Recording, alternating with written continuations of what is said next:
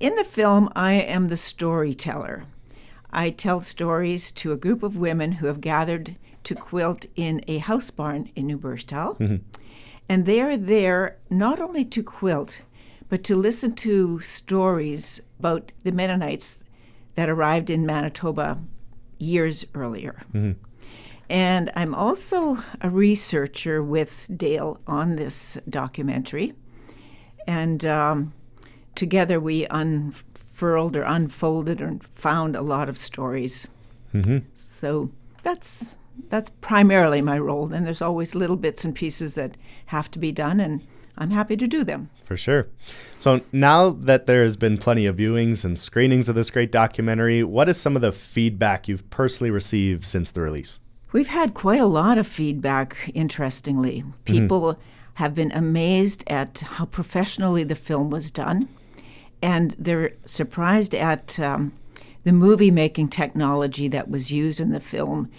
For example, ships were recreated and they're sailing on the ocean. Steamboat crossed the Red River, and pieces like that are quite interesting. People often say, I thought I knew a lot about our history, but I sure learned stuff I'd never heard of before. And then there's also been a whole lot of appreciation expressed for how the subject of colonization, how it was faced head-on and yet sensitive. And another thing is that people admit to not being aware of how much the Indigenous and the Métis people from the area helped Mennonites when they first arrived here. For example, the Métis men helped with surveying the land, they helped with transportation, and Indigenous women taught midwives how to identify native plants and how to use them for medicinal purposes.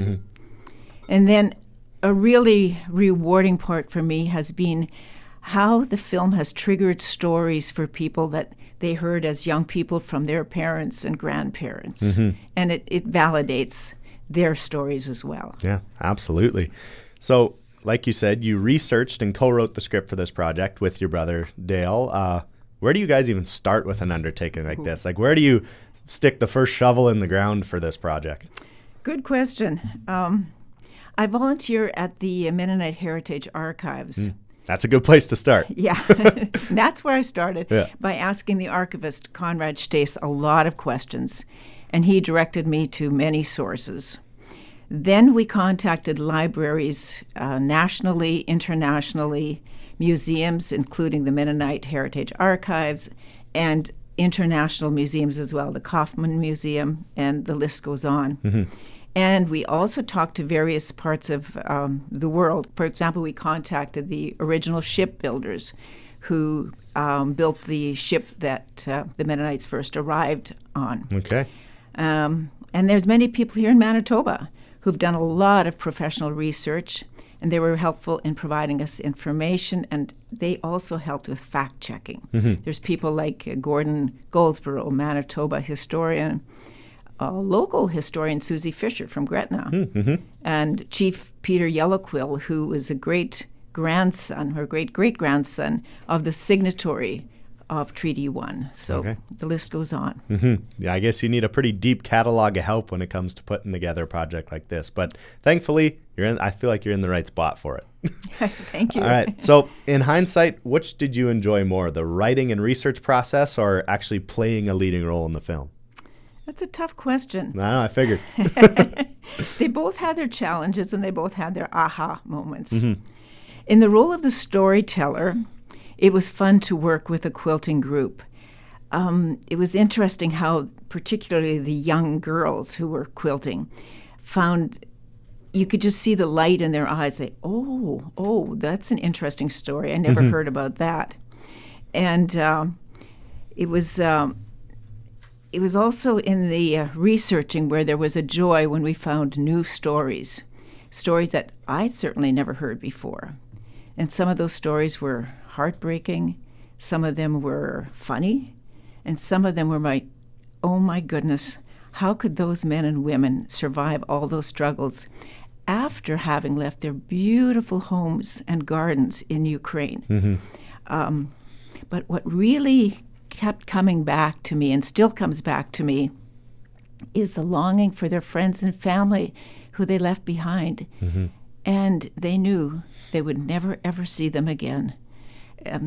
I think about that, and I can't imagine how hard that was. Yeah, absolutely. We played a program for 10 weeks. Well, it's our third season already, Still Speaking, which is hosted by Conrad Stace. And we learned a lot about the whole journey from, Russia and Ukraine over here. And there's some pretty wild stories from that time. Yes. I can only imagine. And now I know Director Dale is very accomplished as a filmmaker, over 50 international awards and nominations to his name. We talked a little bit about that yesterday as well. Did you yourself have any prior experience in film before this project? Did he invite you before for writing, acting, or otherwise? Well, my accomplishments pale next to Dale's. But I do have a little experience in acting in community theater. Okay. And then I've also written a few books consisting of vignettes based on stories told to me by my grandmother, my aunts and uncles, my parents, family, friends. And I've also written a fictional novel about a Mennonite girl, coming-of-age story, who migrated from Imperial Russia to Manitoba in 1874. Okay. So you weren't coming in cold? Not totally. I did help Dale with the Road to the Lemon Grove movie that he made as well. Very cool. So with the film now having been out for a couple months, would you say you accomplished the vision and goal you guys kind of started the project with? I would say yes. We have accomplished a vision and goal, and it is still a work in progress as we promote the film. Yeah. It's very satisfying to hear from Mennonites and non-Mennonites alike that they learned so much from the film. And we're getting inquiries from schools, churches, senior facilities across the province, other provinces, and internationally reaching Paraguay, Mexico, Germany. Mennonite groups are expressing interest in the U.S. to showcase the documentary. And especially since this January is the 500-year anniversary of Anabaptism, when the first adult baptism was done. Okay.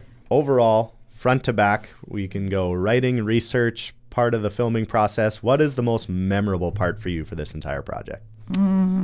There's lots of precious moments, like being with the quilters in the Friesen House barn in New Birchtal, filming along the stand of the Cottonwoods in Edinburgh, listening to the historians. I was able to listen to the Indigenous, the Métis, the Mennonite, Manitoban, and Ukrainian historians tell their stories and their perspective.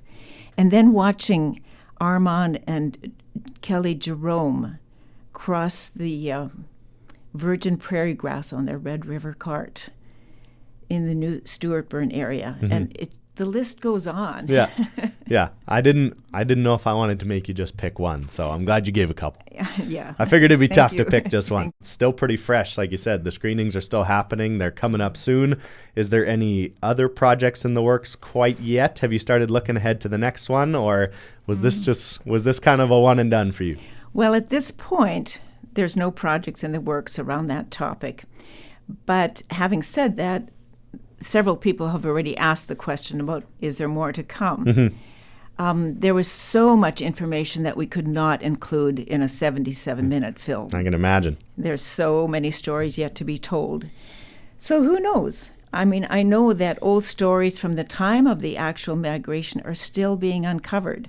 Folks still bring forward old documents that have been stored in attics and trunks, and it's revealing new information that's been kept alive by the family, or at least kept preserved by the family. Yeah, for sure. Who knows? All of a sudden we might have Where the Cottonwoods Grow Part 8, 2032. All right. Anything else you'd like to add about the project just before we wrap it up?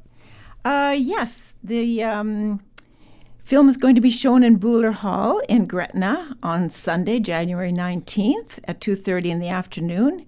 We're looking forward to fair weather and a full house. That's a good venue. You got lots of seats. Evidently. Yeah.